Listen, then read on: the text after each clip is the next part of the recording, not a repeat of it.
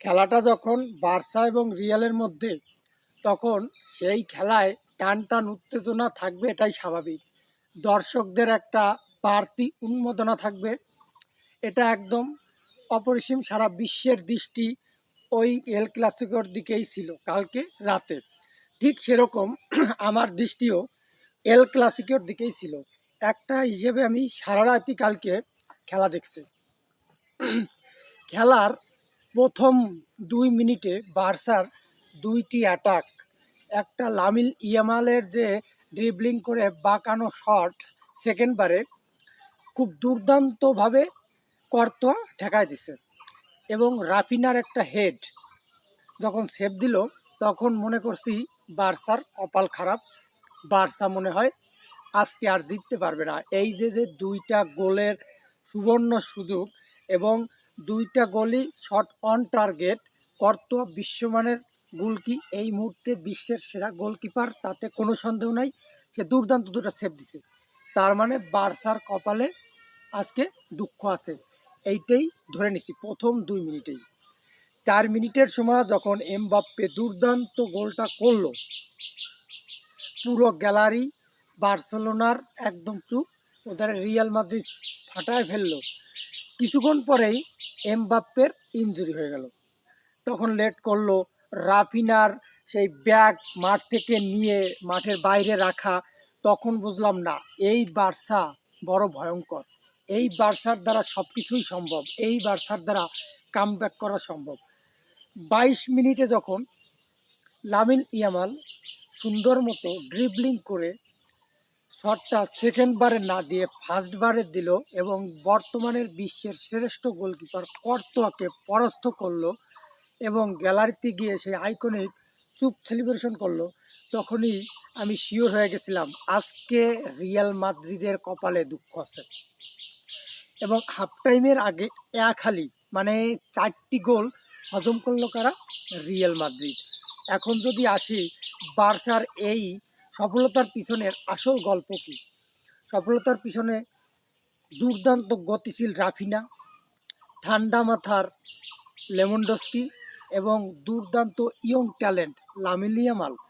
সেই সাথে সাথেই মিডফিল্ডে অত্যন্ত ক্যাসাদো, পেদ্রি এবং গাভি, দুর্দান্ত মিডফিল্ডার। বার্সেলোনার মিডফিল্ড থেকে এত সুন্দরভাবে বল সামনের দিকে পাস করছে ফরওয়ার্ড লাইনে, সাথে সাথে রিয়াল মাদ্রিদের ম্যাক্সিমাম অ্যাটাক এত সুন্দরভাবে ব্লকেট করছে এবং এত ভালো ফরওয়ার্ড লাইনকে মিডফিল্ডাররা ডিস্টার্ব করছে। বিশেষ করে আমার মাথায় আসে না ভিনিসিয়াস জুনিয়রকে রিয়াল মাদ্রিদ একটা ফাইনাল ম্যাচের মতো আসরে কেন নামাইলো না।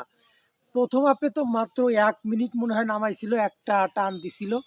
সেকেন্ড হাফে ওই রকম সে বলই পায় নাই ভাই।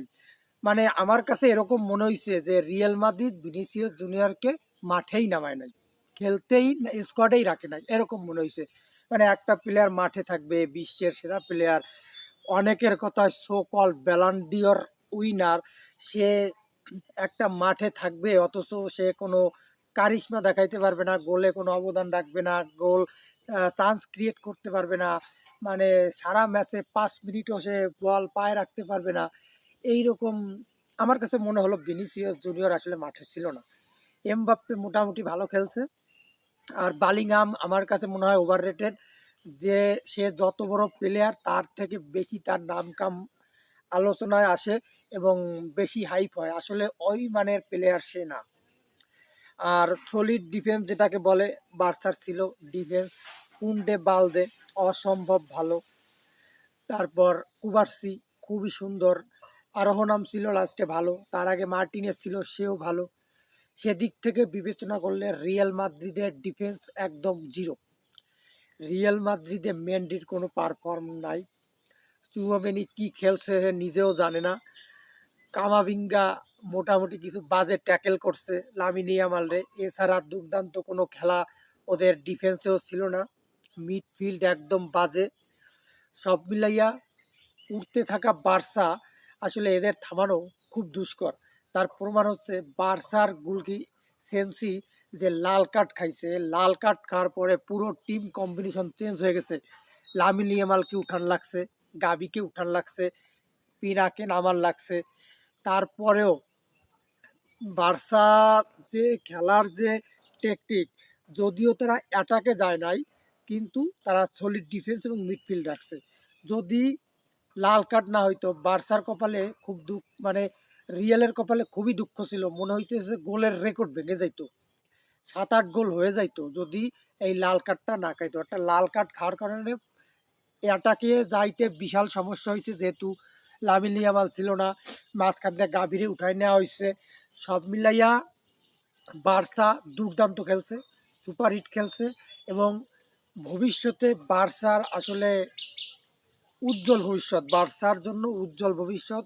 রিয়ালকে এল ক্লাসিকোতে প্রথমে 4 গোল, এখন 5 গোল ফাইনালে, এটা দুর্দান্ত ভালো একটা খেলা। এবং আমার কাছে মনে হয় রিয়াল মাদ্রিদে অতি সন্ন্যাসে গাজন নষ্ট, যেমন তারকা প্লেয়ারে বোঝায় টাকার ছড়াছড়ি, কিন্তু খেলার মান জিরো। আর বার্সায় টাকার ছড়াছড়ি নাই, তারকা প্লেয়ার কম, কিন্তু প্রতিটা প্লেয়ারই ভাই এক একটা তারকা বার্সার। এবং রিয়েলের থেকে এই মুহূর্তে বার্সা সব কিছুতেই আগে আছে, ডিফেন্স বলেন, মিডফিল্ড বলেন, ফরওয়ার্ড লাইন বলেন।